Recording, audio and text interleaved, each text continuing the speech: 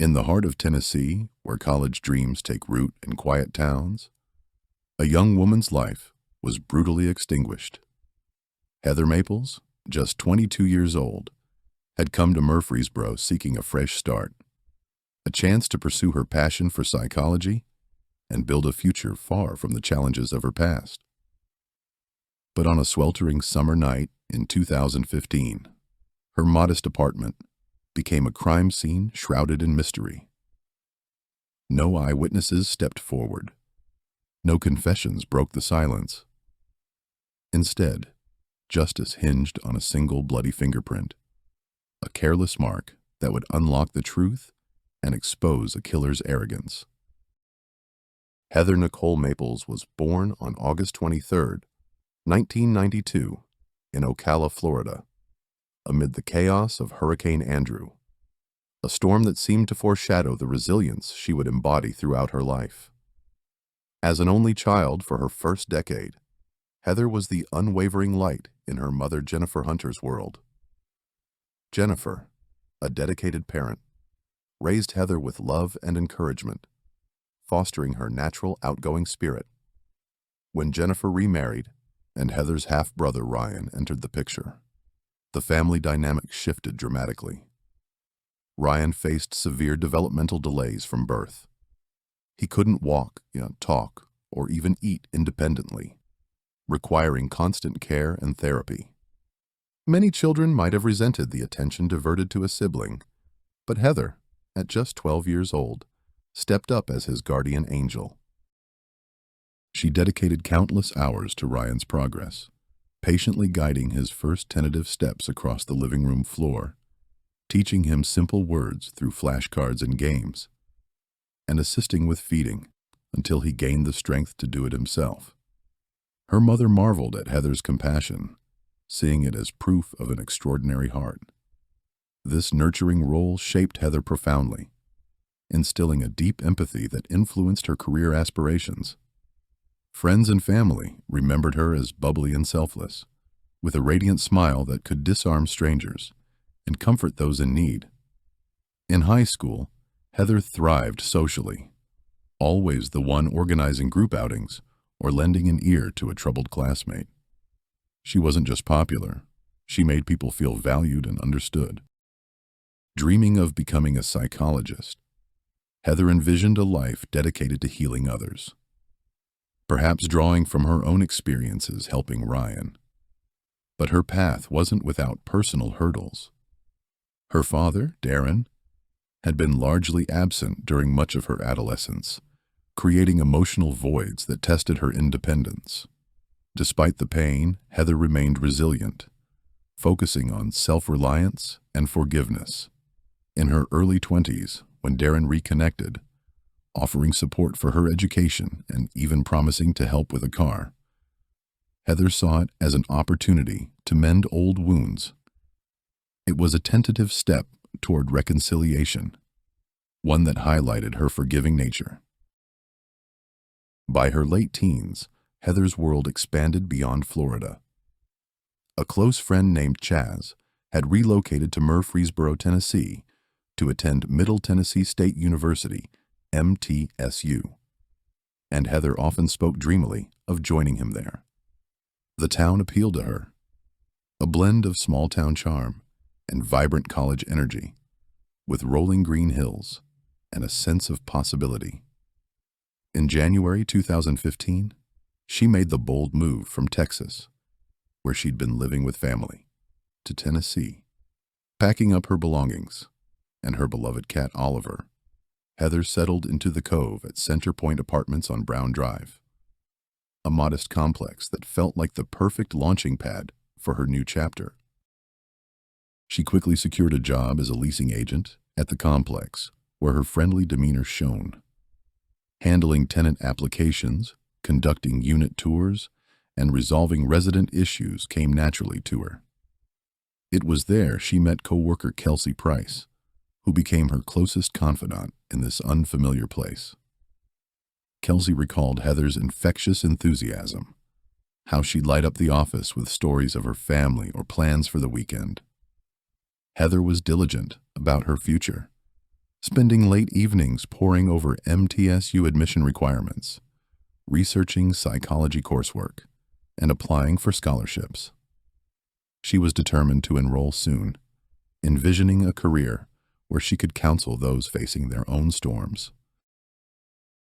Socially, Heather embraced Murfreesboro's nightlife to unwind from the demands of work and studies. She frequented local bars, making new friends and enjoying the freedom of young adulthood. Though her relationship with Chaz had turned rocky, marked by jealousy, controlling tendencies, and arguments that left her feeling trapped, she ended it decisively.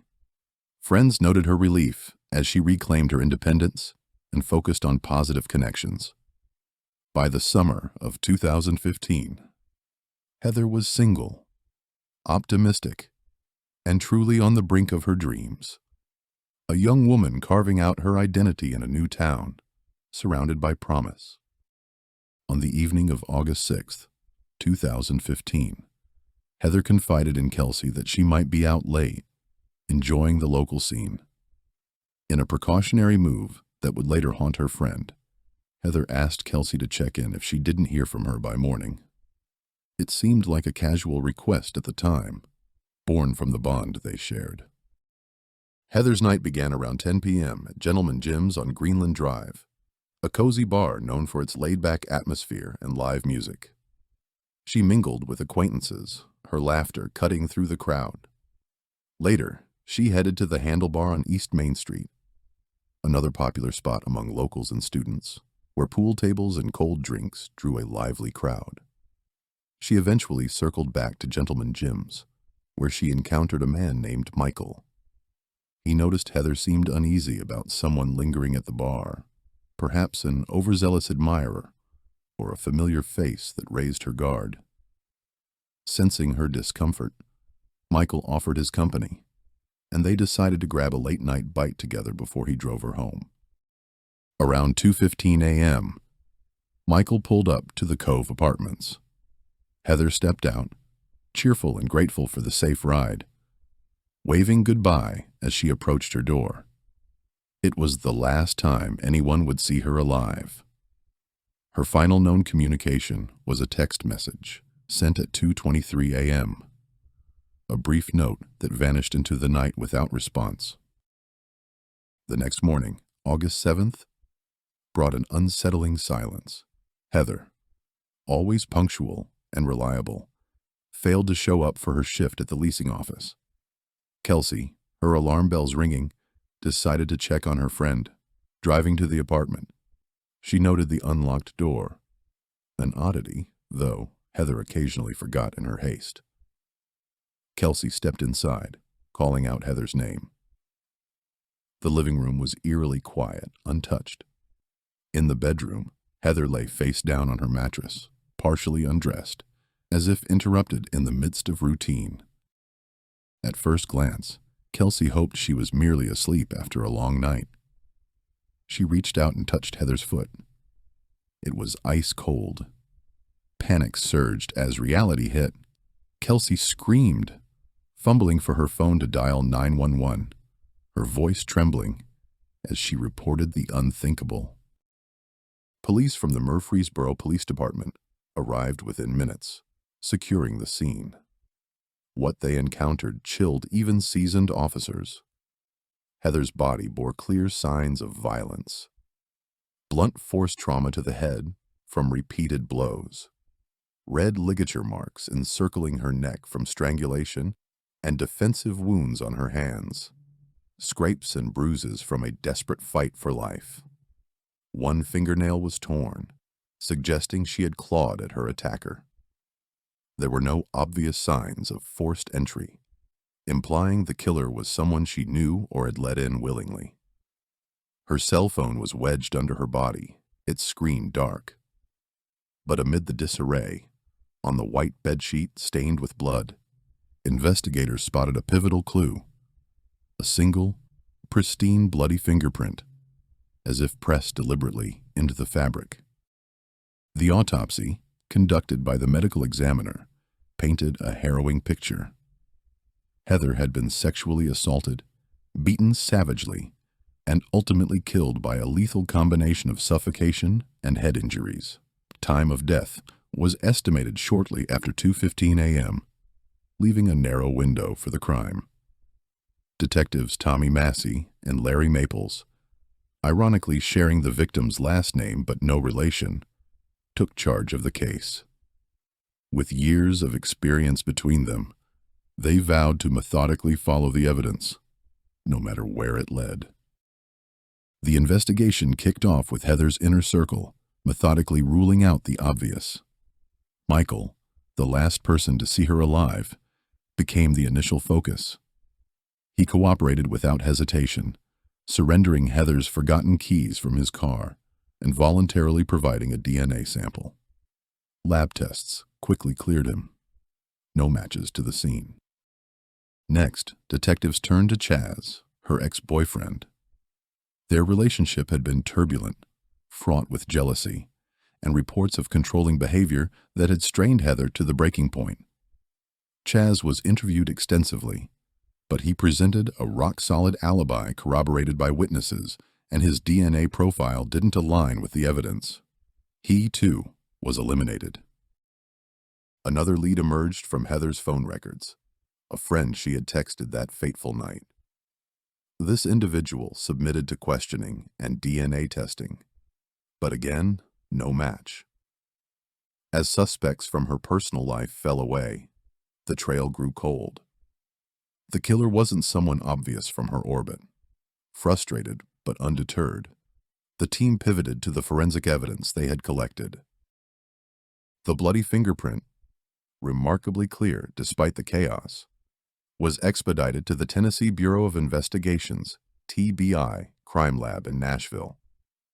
Analysts meticulously dusted, photographed, and scanned it into digital form, running comparisons against vast state and national databases containing millions of prints. Days stretched into a tense wait, with detectives chasing every minor tip in the interim. On the 8th day, the breakthrough call came. A positive match. The print belonged to Brandon Richmond Bowling, a 22-year-old MTSU student living just miles away. Bowling presented as an unlikely suspect. Clean-cut, quiet, with no history of violence. He worked part-time as a delivery driver for a local restaurant, blending into the college crowd. But facts don't discriminate. Detectives brought him in for interrogation, where Bowling admitted to knowing Heather casually. They had met through mutual acquaintances in Murfreesboro's social scene and shared a prior consensual encounter sometime earlier. However, he firmly denied any recent contact or involvement in her death. Skeptical of his story, investigators pressed for a voluntary DNA swab. Bowling agreed, perhaps underestimating the mounting case. While the sample rushed to the lab for analysis, the team obtained a search warrant for his cell phone. What they uncovered in its digital depths was nothing short of horrifying. A hidden video file, time-stamped to the night of the murder. The footage depicted Heather, clearly beaten and incapacitated, enduring assault. It was raw, undeniable evidence of the crime's brutality. Assistant District Attorney J. Paul Newman, who viewed the video during preparations, later recounted its impact. You could see Heather Nicole Maples being. It was obvious she had been beaten and she was suffering. The DNA results arrived soon after, delivering the final blow. Bowling's genetic profile matched the biological evidence recovered from Heather's body with irrefutable certainty. The bloody fingerprint, embedded in her blood, placed him at the scene during or immediately after the attack. Combined with the video, the case was airtight, a trifecta of forensic proof that no defense could dismantle. On August 15, 2015, at 3 a.m., a SWAT team descended on Bowling's apartment on Bradyville Pike. He was arrested without incident and charged with first-degree murder and aggravated rape. The news spread rapidly through Murfreesboro, eliciting shock from the community and a bittersweet relief for Heather's family. Finally, the perpetrator was in custody, but the void left by her loss remained. The legal process unfolded over years, with pretrial motions and evidence reviews testing the prosecution's resolve. In February 2018, confronted with the overwhelming forensic arsenal, Bowling opted to plead guilty to reduced charges of second-degree murder and aggravated rape. In exchange, other potential counts were dismissed. The sentence was severe: 40 years in prison, to be served consecutively and in full, with no possibility of parole. His earliest release date is set for 2052, when he would be in his late 50s. Additionally, Bowling must register as a sex offender for the remainder of his life, a permanent mark on his record. The courtroom provided a stage for raw emotion. Heather's mother, Jennifer Hunter, delivered a victim impact statement that blended heartbreak with unexpected grace. Speaking directly to Bowling, she said, "I'm very thankful that he did plead guilty, because it proves he did do it. I forgive Brandon Bowling for killing my daughter. There is not a day that goes by that Heather's name is not mentioned in our home." In an extraordinary display of humanity amid tragedy, Jennifer embraced Bowling's mother, two women forever linked by loss, standing on opposite sides of an unimaginable divide. It was a moment that underscored the ripple effects of violence, touching not just victims, but entire families.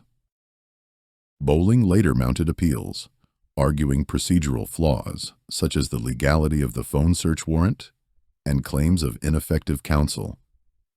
Each challenge was methodically denied by lower courts, culminating in June 2023, when the Tennessee Supreme Court refused to hear the case. His conviction and sentence stand firm, a testament to the solidity of the evidence. In the end, science pierced the veil of silence where human leads faltered. A bloody fingerprint, a precise DNA match, and a damning video recording unraveled a killer's calculated arrogance, transforming digital traces into chains of accountability. Heather Maples wasn't merely a statistic or a victim in a file. She was a devoted sister who patiently nurtured her brother's growth, a loving daughter whose dreams of healing others burned brightly, a vibrant young woman whose light was extinguished far too soon in a senseless act. Forensic evidence couldn't restore the life stolen that night, but it delivered a measure of justice to those left behind. For Jennifer Hunter, Ryan, and all who cherished Heather, it offered closure, a solemn promise that even the smallest overlooked detail can echo loudly enough to demand truth and accountability. In the quiet aftermath, Heather's memory endures, a reminder of the fragility of dreams and the enduring power of science to right wrongs. If you have thoughts on this case or suggestions for future episodes, drop them in the comments below. Remember to like, share, and subscribe for more true crime content. Stay safe out there, and I'll see you in the next video.